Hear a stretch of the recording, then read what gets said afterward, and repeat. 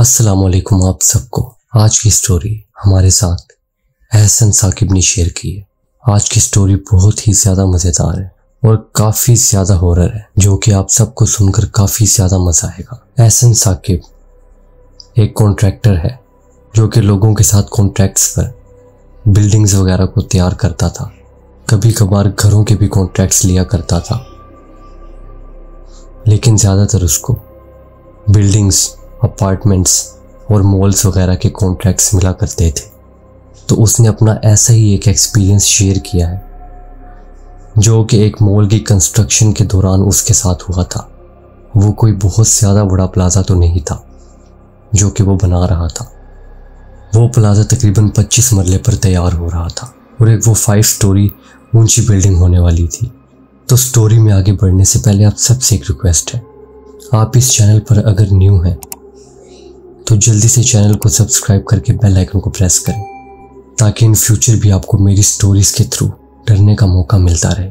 आपके साथ भी कभी लाइफ में कोई ऐसा इंसिडेंट हुआ है जो कि आपको लगता है कि लोगों को काफ़ी हॉरर लगेगा और क्रीपी है, तो दिए गए व्हाट्सएप नंबर पर शेयर करें, जो कि आपको स्क्रीन पर भी शो हो रहा होगा, और नीचे डिस्क्रिप्शन में भी व्हाट्सएप नंबर और इंस्टाग्राम आईडी दोनों मेंशन है।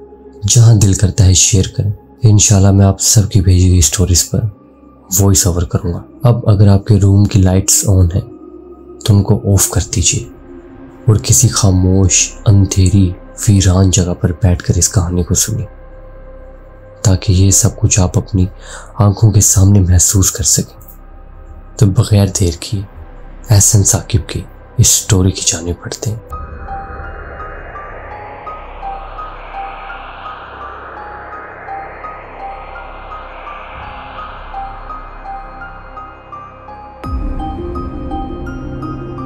अस्सलाम वालेकुम हारिस भाई, मेरा नाम एहसन साकिब है।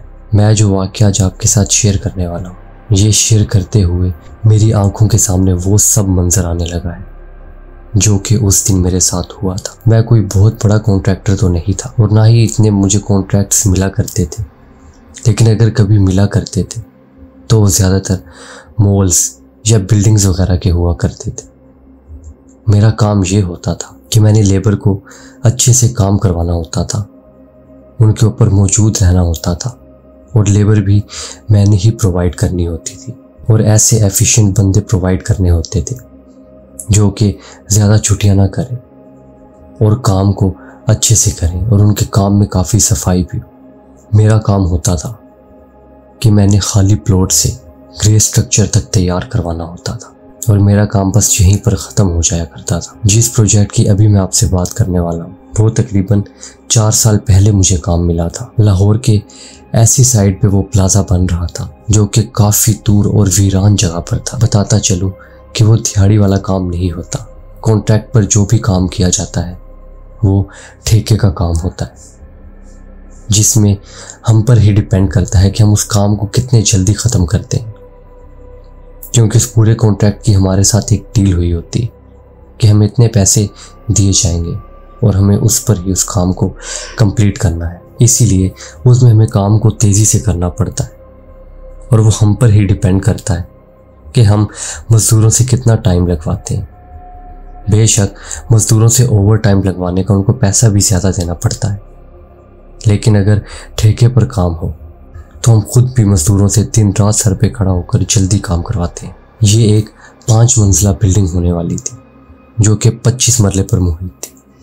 हमें सारा नक्शा वगैरह दे दिया गया था, और सारा सामान जितना भी हमें चाहिए होता था वो उन्हीं का एक डीलर हमारे साथ होता था, जिससे हम मंगवा लिया करते थे, और उस काम को हम तेज़ी से कर रहे थे। उसकी डेडलाइन भी हमारे पास तकरीबन 2 साल की थी। हालांकि वो काम इससे जल्दी हो जाना था, लेकिन फिर भी उन्होंने एक डेडलाइन भी दी हुई थी कि इससे ज़्यादा टाइम, और मैंने उसकी हामी भी भरी हुई थी। डे 1 से लेकर अब हम उस मरहले तक पहुंच चुके थे कि जब तक ईंटों का सारा काम हो चुका था और एक ढांचा स्टेबल खड़ा हुआ था। ऊपर के फ्लोर की कुछ चीज़ें रह गई थी, जैसे कि सबसे लास्ट का लेंटर, उसके बाद पूरी बिल्डिंग का जो प्लस्तर होता है उसको होना था। देन उनके डीलर्स को दिखाकर हमारा काम बस यहीं तक था। हमें एडवांस पेमेंट भी हाफ हो चुकी थी, बाकी हाफ हमें इस प्रोजेक्ट के ख़त्म होने के बाद मिलनी थी। जैसा कि मैंने भी आपको बताया कि ऊपर का फ्लोर बस थोड़ा सा रह गया था, थोड़ा बहुत दीवारों का काम रह गया था, उसके अलावा लेंटर और फिर प्लस्तर, जो कि ज़्यादा से ज़्यादा भी 5 दिन से ज़्यादा का काम नहीं था, क्योंकि हमारे पास लेबर भी अच्छी खासी थी। अब सारी लेबर चली गई थी और ये उस रात की बात है कि जब मैं पूरी बिल्डिंग के इंस्पेक्शन के लिए गया हुआ था। मेरे साथ तब वहाँ पर और कोई भी नहीं था, और ये बात भी मैं आपको पहले ही बता चुका हूँ कि वो मॉल लाहौर के काफ़ी सुनसान एरिया वाली साइड पर बन रहा था, जहाँ पर इतनी आबादी ही नहीं थी। लेकिन दिन के टाइम वो इतना बिजी रूट था कि वहाँ से ट्रैफिक बहुत ज़्यादा पास होती। हो सकता है इसी मकसद की वजह से उस मॉल को या शॉपिंग सेंटर जो भी बन रहा था उसको वहाँ पर बनाया जा रहा, ताकि उनकी सेल्स अच्छे से जनरेट हो सके। मैं पूरे मॉल की इंस्पेक्शन करता हुआ नीचे वाले फ्लोर से लेके ऊपर तक जा रहा था, मतलब एक एक चीज़ को चेक कर रहा था। मेरे पास एक बड़ी सी टॉर्च मौजूद थी, क्योंकि हमें 5 दिन के अंदर इस काम को ख़त्म करना था, क्योंकि अल्लाह की तरफ से हमें एक और कॉन्ट्रैक्ट भी मिल चुका था। तो हम जल्दी से जल्दी इस काम को वाइंड अप करना चाहते थे ताकि उस काम पे वर्किंग स्टार्ट कर सके। इसीलिए मैं आधी रात को भी वहाँ जाकर सब कुछ चेक कर रहा था। मेरे पास छोटी सी गाड़ी थी और वो मैंने प्लाजे के बाहर खड़ी की हुई थी। मुझे पहले भी उधर काफ़ी लोगों ने ऐसे इंकशाफ किए थे कि अगर वो अपना औजार किसी एक जगह पर रखते हैं तो वो मिलता किसी और रूम में से या किसी और ही फ्लोर से जाकर मिलता है, और कभी कभी तो पूरे सीमेंट के जो तोड़े होते हैं वो भी अगर किसी एक फ्लोर तक ले जाए जाएं तो दोबारा से वो पता नहीं कैसे ही नीचे पड़े हुए होते हैं, मतलब सबसे नीचे वाले फ्लोर पर। तो हमारा इस तरफ तो ज़रा भी ध्यान ही नहीं किया कि कोई अननेचुरल एक्टिविटी हो सकती है या कोई ऐसी चीज़ें हो सकती हैं जो कि हमारी दुनिया की नहीं है जो ये सब कर रही हैं, क्योंकि वहाँ पर लेबर बहुत ज़्यादा थी। तो हमें लगता था कि शायद किसी ने किसी को काम कह दिया और उसको करना याद ना रहा, तो इस वजह से इनको ऐसा लगता है। और इतनी सारी लेबर को चीज़ों की ज़रूरत होती है तो वो जो सामने आती है दूसरे की ही उठा लेते। मैंने कई बार उनको इस चीज़ से मना भी किया कि जो सामान अपना है सिर्फ अपना ही यूज़ करो, तो वो भी आगे से यही कहते थे कि हम सिर्फ अपना अपना ही सामान यूज़ कर रहे हैं। लेकिन अक्सर ऐसा हो जाता था कि कभी किसी की चीज़ जगह पर नहीं होती थी, हालांकि वो 1 से 2 मिनट पहले वहीं छोड़ कर जाता था, और कभी कोई कह रहा होता था कि मेरी चीज़ अपनी जगह पर नहीं पड़ी, और कभी कभी तो चीज़ें मिला ही नहीं करती थी। मैं उनकी इन हरकतों से काफ़ी तंग आ गया था, हालांकि उनमें से पहले कभी भी किसी ने ऐसा नहीं किया था। मैं उस लेबर की टीम के साथ तकरीबन काफ़ी अरसे से काम कर रहा था, लेकिन ऐसी कभी कोई शिकायत नहीं मिली थी कि किसी ने कुछ चुरा लिया हो। लेकिन जहाँ ये बार बार हो रहा था, खैर किसी तरीके हम इस मरहले तक पहुंच गए थे कि अब ज़्यादा से ज़्यादा 5 दिन का काम ही रहता था। अब मैं इंस्पेक्शन करता करता उस वाले फ्लोर की तरफ जा रहा था जो कि सबसे लास्ट फ्लोर था और सबसे ऊपर था। पूरी बिल्डिंग अंधेरे से घिरी हुई थी। आसपास जितना भी एरिया था उसमें कोई घर भी नहीं था, और ना ही वहाँ पर कोई फसलें या ज़मीनें थी, बस खुला एरिया था।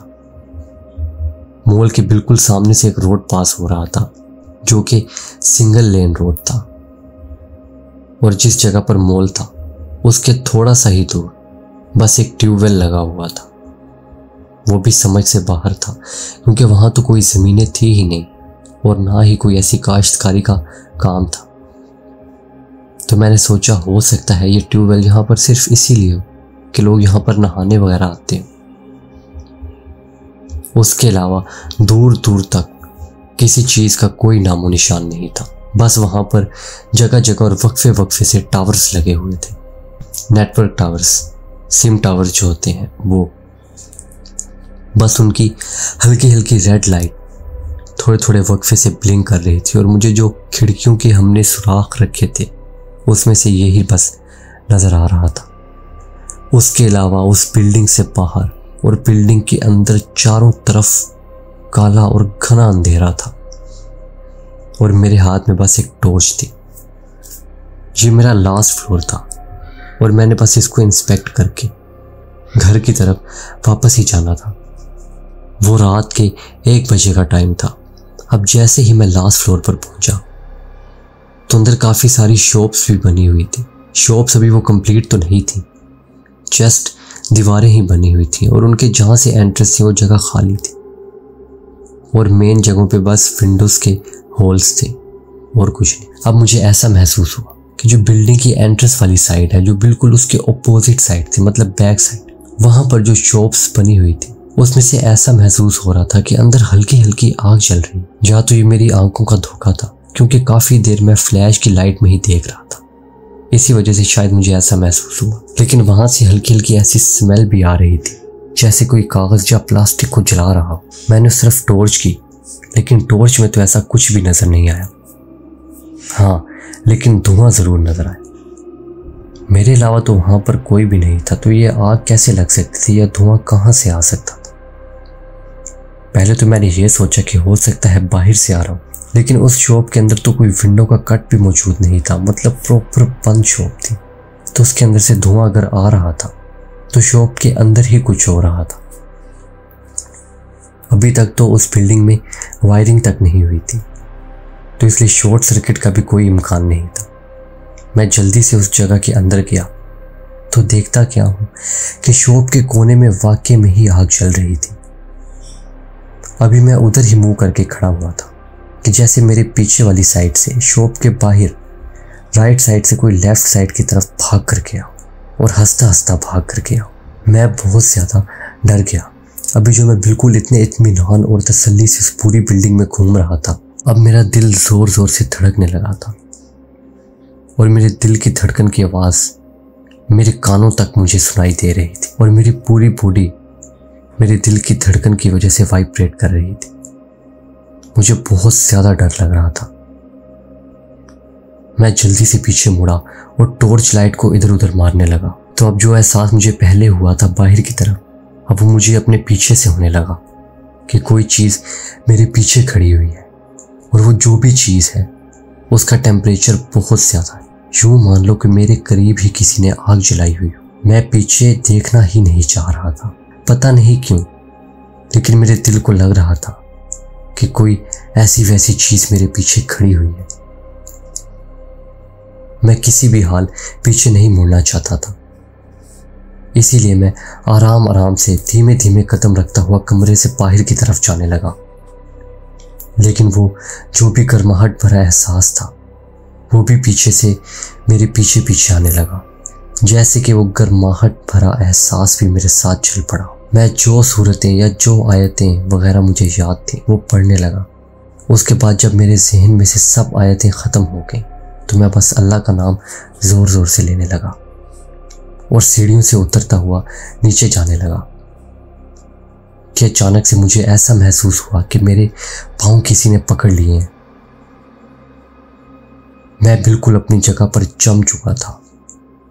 मेरा जिस्म ठंडा पड़ चुका था। मेरे पाँव के जिस जगह पर किसी ने पकड़ा हुआ था वहाँ से ऐसा लग रहा था कि मुझे आग लगा दी गई। मैं जल्दी से सीढ़ियों से नीचे भागने लगा। जब पहली दफ़ा उस चीज़ के हाथों से मैंने अपने पाँव को छुड़ाया तो काफ़ी ज़ोर लगा, जिसकी वजह से मैं लड़खड़ा कर सीढ़ियों से नीचे गिरने लगा। लेकिन एक चीज़ का तो मैंने फ़ैसला कर लिया था कि जो मर्ज़ी हो पीछे नहीं देखूंगा, और यूं ही मैं सीढ़ियों से नीचे भागने लगा। जब बिल्कुल मैं नीचे वाले फ्लोर पर पहुंचा तो मुझे सारी शॉप्स में से जो भी वहाँ पर अभी बनी हुई थी उनमें से काफ़ी ज़ोर ज़ोर से चीखने की आवाज़ें आने लगी, और जो चीज़ ऊपर से मेरे पीछे आ रही थी वो भी अपना एहसास दिलाते हुए नीचे उतर रही थी कि वाकई में जैसे कोई सीढ़ियों से भारी भारी कदमों से नीचे उतर रहा हो। अब मेरे जहन में 1 मिनट में तकरीबन 1000 ख्यालात आने लगे। दिमाग पता नहीं क्या क्या सोचने लगा।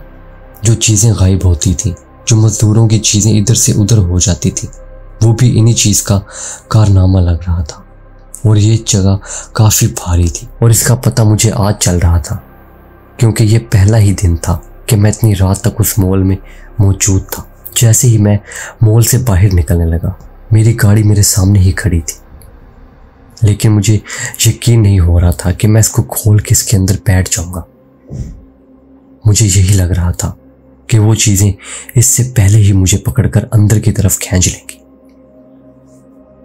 अब मेरे बिल्कुल कान के पास से मुझे ठंडी सी हवा का एहसास हो, जैसे कोई मेरे कान के पास खड़ा होकर ही सांस ले रहा हो। मैं जल्दी से गाड़ी की तरफ बढ़ा और कांपते हाथों से गाड़ी के रिमोट का बटन दबाने लगा कि गाड़ी को अनलॉक कर सकूं। जैसे ही गाड़ी अनलॉक हुई, मैं जल्दी से उसका दरवाज़ा खोलकर बीच में बैठा। ताज्जुब की बात तो ये थी कि वहां पर जो भी चीज़ थी वो चाहती तो मुझे वहां पर मार सकती थी, लेकिन उन्होंने मुझे उस मॉल से क्यों बाहर निकलने दिया। और मैं तो आराम से अपनी गाड़ी में आकर बैठ चुका था। उनमें से किसी भी चीज़ ने मुझे पकड़कर अंदर रोकने की कोशिश नहीं की। हालांकि उनके लिए तो ये बहुत आसान था। बेशक मैं बहुत ज़्यादा डर चुका था और ये मेरी लाइफ की ऐसी बदतरीन रात बन चुकी थी कि आने वाली कोई भी रात इतनी बदतरीन नहीं हो सकती। उसके बावजूद वो चीज़ें मुझे क्यों छोड़ रही थी या उन्होंने मुझे क्यों नहीं कुछ कहा, इसका मुझे ज़रा भी इल्म नहीं।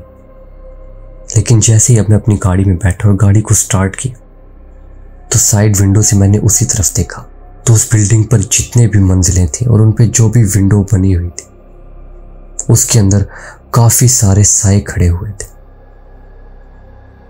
बेशक वो पूरी बिल्डिंग वीरान थी, लेकिन ऐसे लग रहा था जैसे उन सुराखों के पीछे आग जली हुई है और उस आग की वजह से वो साए मुझे इतने अच्छे से नजर आ रहे हैं। मैं अपनी गाड़ी के तमाम शीशे बंद कर चुका था और गाड़ी को लॉक भी कर चुका था और मैं उधर ही देखता देखता गाड़ी चलाने लगा, क्योंकि मेरा वहां से नजरें हटाने को दिल नहीं कर रहा था। मानो कि अगर नजरें हटाऊंगा तो जितनी भी चीजें खड़ी हैं वो अचानक से मेरी गाड़ी के ऊपर हमला कर देंगी। तो मेरे देखते ही देखते उस पूरी बिल्डिंग को आग लग चुकी थी और वो साए उस बिल्डिंग के छत पर गोल गोल घूमने लगे थे, मतलब जो सबसे ऊपर छत थी उस पर, और पूरी बिल्डिंग आग के शोलों में घिरी हुई थी। ये मंजर मेरी समझ से परे था। एक ही साथ मुझे कई सारे ख्यालात आ रहे थे, डर का, खौफ का, अपनी मौत का। मैंने जल्दी से गाड़ी को भगाना शुरू किया।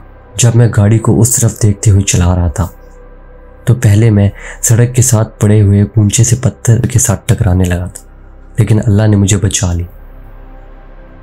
मैंने अचानक अपना स्टीयरिंग मोड़ा। उसके बाद मैंने उस बिल्डिंग की तरफ नहीं देखा और सीधा उस रोड के ऊपर गाड़ी चलाई और अपने घर आने तक गाड़ी नहीं रोकी।